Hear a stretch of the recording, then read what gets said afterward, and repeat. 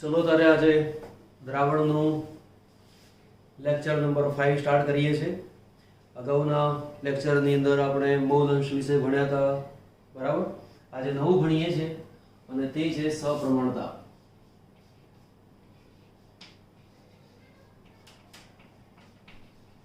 સપ્રમાણતા અથવા તેને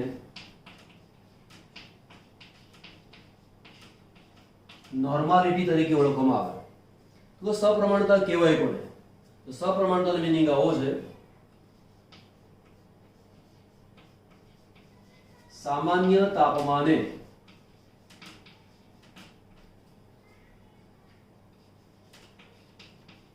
એક લીટર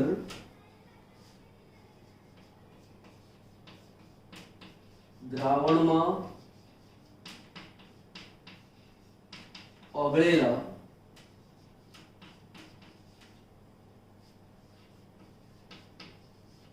દ્રાવ્ય પદાર્થના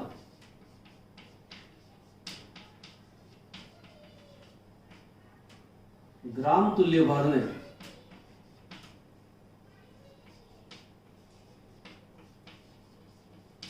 તે દ્રાવણની સપ્રમાણતા કહેવાય. Normality is equal to 1000 into W2. W એટલે કે weight એટલે વજન. 2 દ્રાવ્ય માટે છે, માટે મૂક્યું છે અહીંયા 2. અહીં લખું છું દ્રાવ્ય પદાર્થના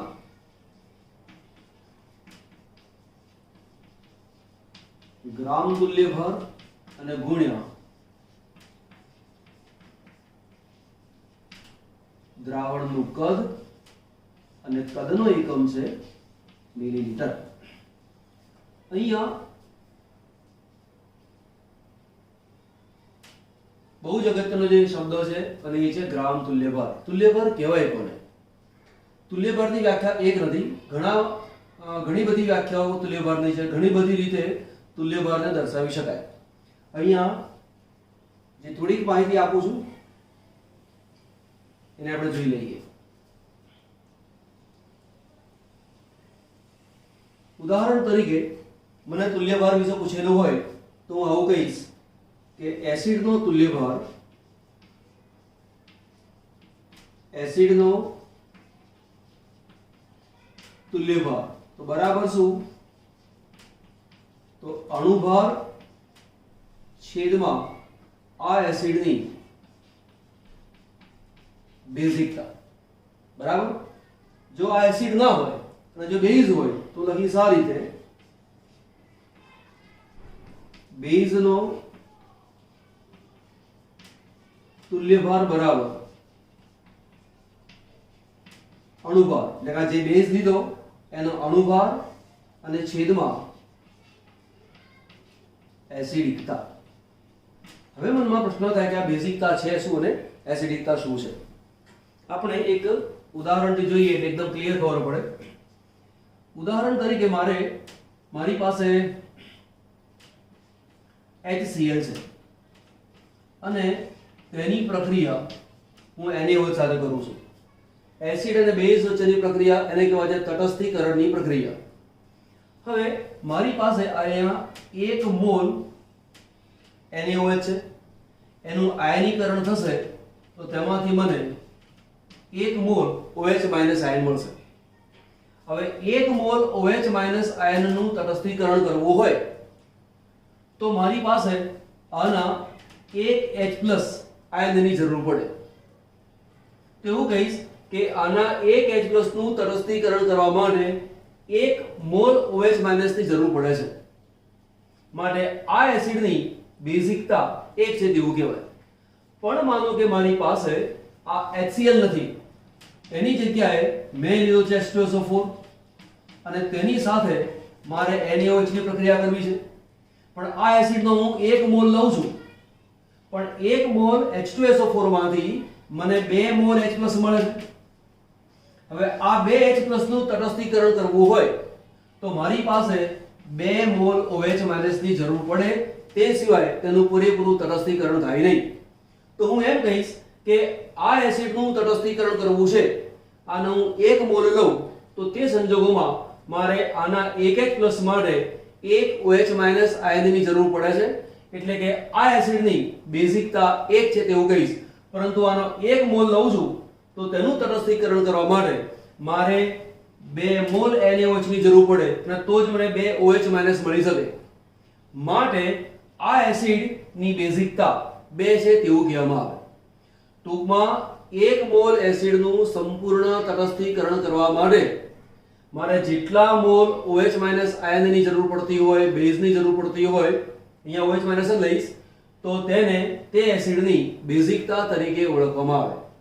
નોર્મલી જેટલા H+ આયન આપણને મળતા હોય એટલી તેની બેઝિકતા છે તેવું કહેવાય. ફરીવાર, એસિડમાંથી જેટલા H+ આયન મળતા હોય એટલી તેની બેઝિકતા કહેવાય. આપણે વારાફરતી ઉદાહરણ લઈએ. ઉદાહરણ તરીકે લઈએ છે, અહીં લખું છું એસિડ અને અહીંયા લખું છું બેઝિકતા. એસિડમાં લખું છું HCl, એમાંથી 1 H+ મળે છે માટે આને કહું છું 1 અને બેઝિકતા 1. જે એસિડમાંથી 1 H+ આયન મળતો હોય, 1 મોલ એસિડના આયનીકરણથી 1 મોલ H+ મળતો હોય તો આવા એસિડને એક બેઝિક એસિડ તરીકે ઓળખવામાં આવે. ચલો HCl ની જગ્યાએ લઉં છું HNO3. HNO3 ની અંદરથી એક જ H+ મળે છે માટે તેની બેઝિકતા પણ આવી ગઈ 1. ઉદાહરણ તરીકે લઉં છું અહીંયા CH3COOH, તો તેના આયનીકરણથી 1 H+ મળે છે માટે તેની બેઝિકતા થઈ ગઈ 1. મનમાં થાય કે સાહેબ અહીંયા તો 3 ની 4 H છે તો પછી 4 H મળવા જોઈએ.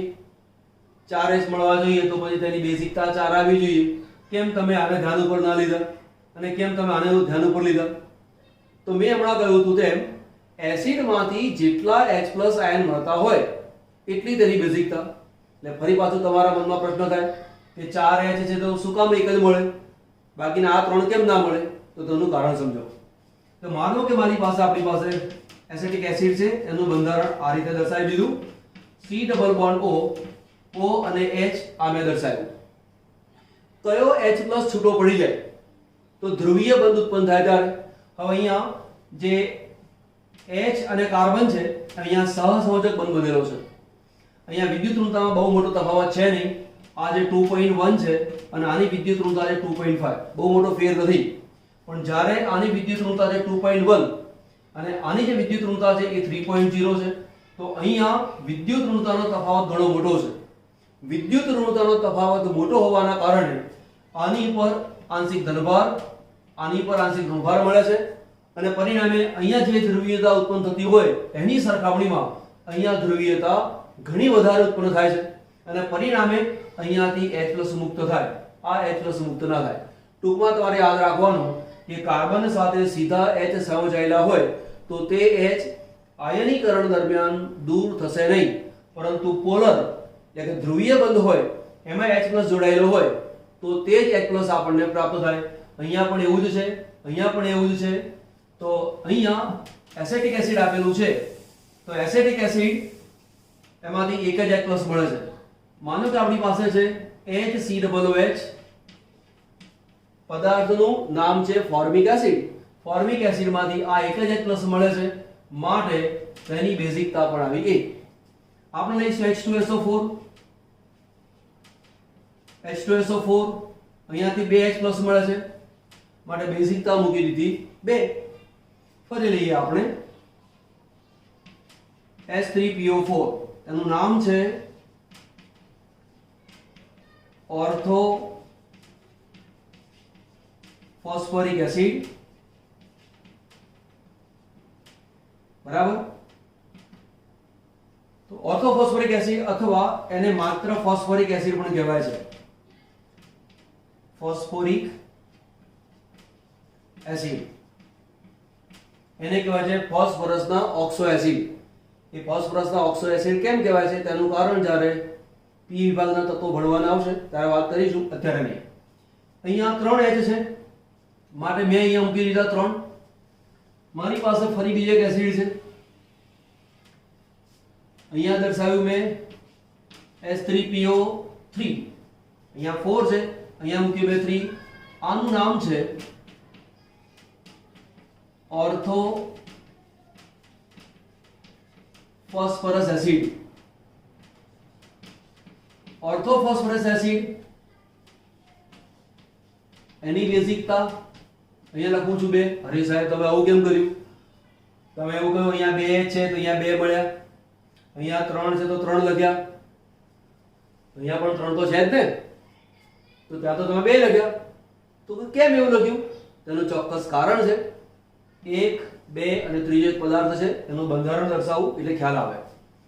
ત્રીજો પણ એક પદાર્થ લખી દઉં છું અને એ છે H3PO2, જેનું નામ છે હાઇપો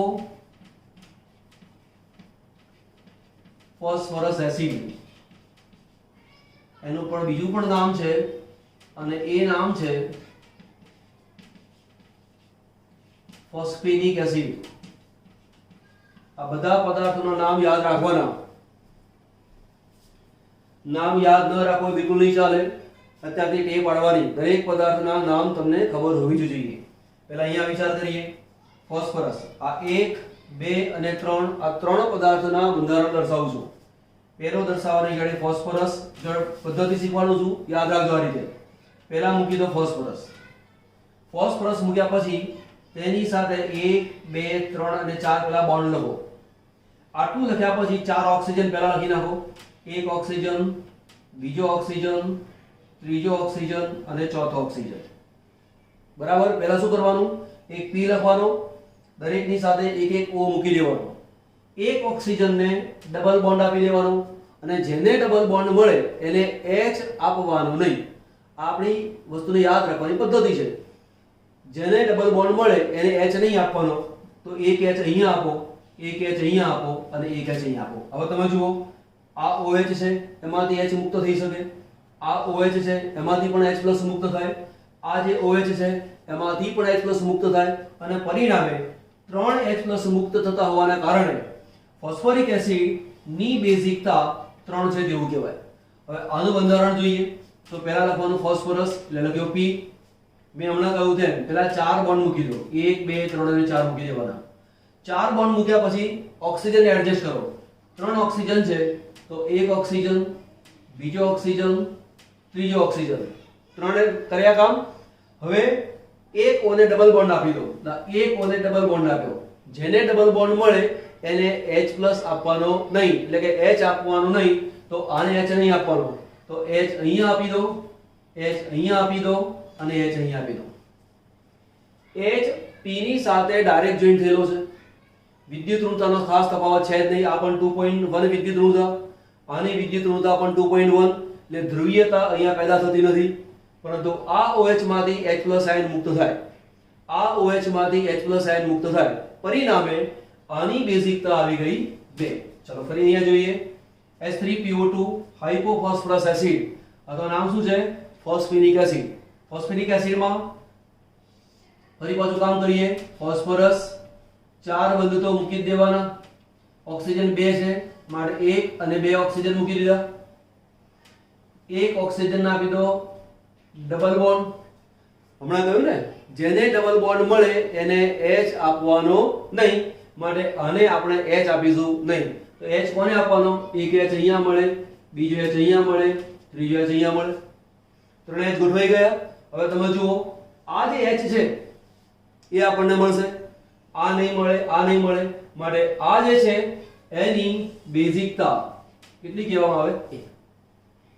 તો આ જે બંધારણ છે એ યાદ રાખવાના. ચલો બીજું લઈએ આપણે. એના જેવું એક બીજું બંધારણ છે, એનું નામ છે H4P2O7. H4P2O7 જેનું નામ છે પાયરો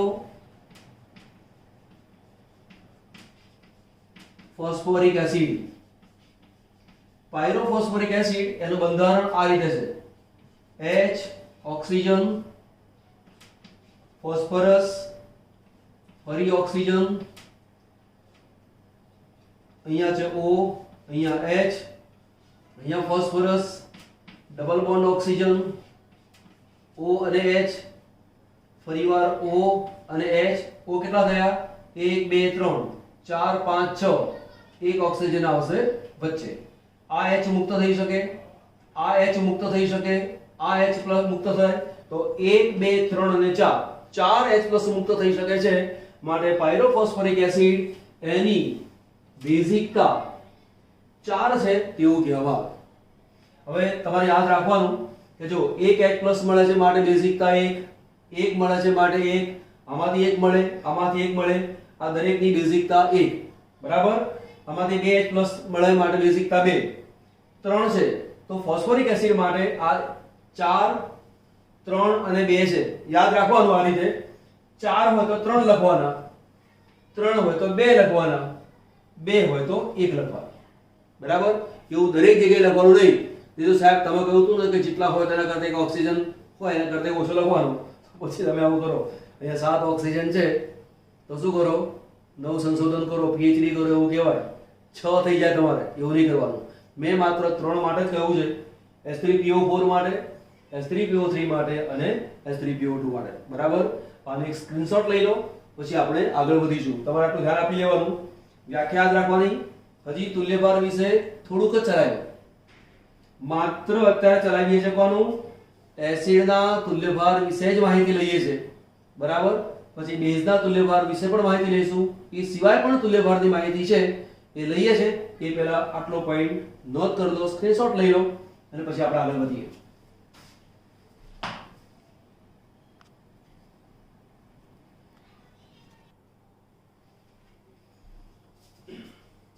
ચલો હમણાં આપણે ભણ્યા એસિડનો તુલ્યભાર. હવે જે રીતે એસિડનો તુલ્યભાર આવે તે રીતે બેઝનો તુલ્યભાર પણ આવે. બરાબર? તો જુઓ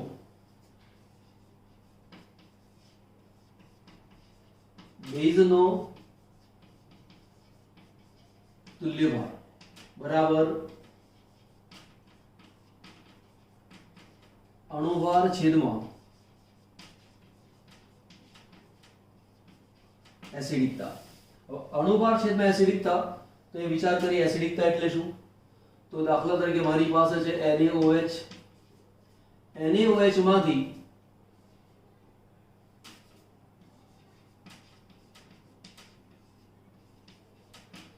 એક OH માઇનસ આયન મળે માટે એસિડિકતા થઈ ગઈ 1. માનો કે મારી પાસે KOH છે, કાં તો CSOH છે, કાં તો RbOH છે. આ બધાની અંદરથી મને એક જ OH મળે છે માટે આ દરેકની એસિડિકતા 1 થાય. ઉદાહરણ તરીકે લઈએ છે BaOH twice, CaOH twice. એમાંથી મને 2 OH મળે છે માટે તેની એસિડિકતા થઈ ગઈ 2. AlOH thrice, 3 OH મળે છે માટે તેની એસિડિકતા થઈ ગઈ 3. બરાબર? હવે જેની અંદર તુલ્યભાર શોધીએ એમાં દરેક વખતે પદાર્થ એસિડ જ હોય અને બેઝ હોય એવું માનવાની જરૂર નથી. કોઈક વાર પદાર્થ એસિડ હોય પણ ખરો, બેઝ પણ હોય, પણ ક્ષાર પણ હોઈ શકે. તો આપણે અહીંયા વિચાર કરીએ ક્ષારનો તુલ્યભાર બરાબર ક્ષારનો તુલ્યભાર બરાબર તો ક્ષારનો તુલ્યભાર બરાબર અણુભાર છેદમાં ક્ષારના ધન આયનનો કુલ ધનભાર અથવા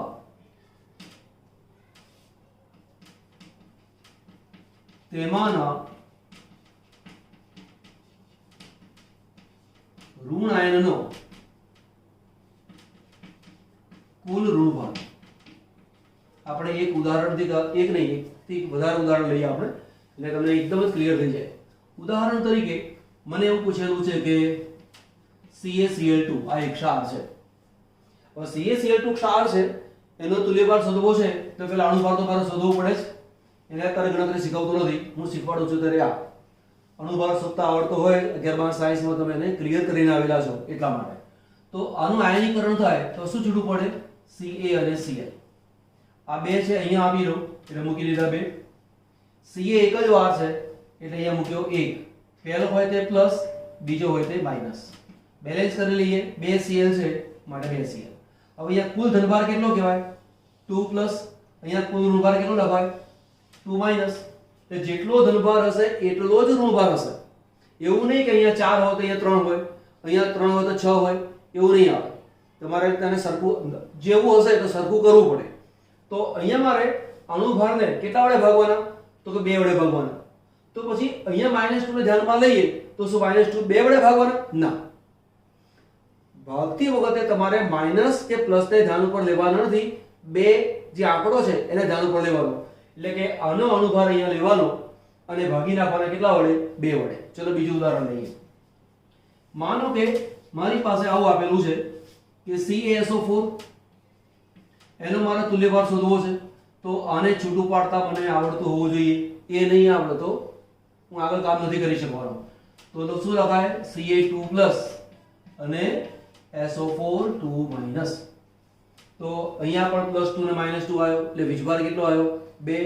અહીંયા કેટલા વડે ભાગવાનું? 2 વડે ભાગવાનું.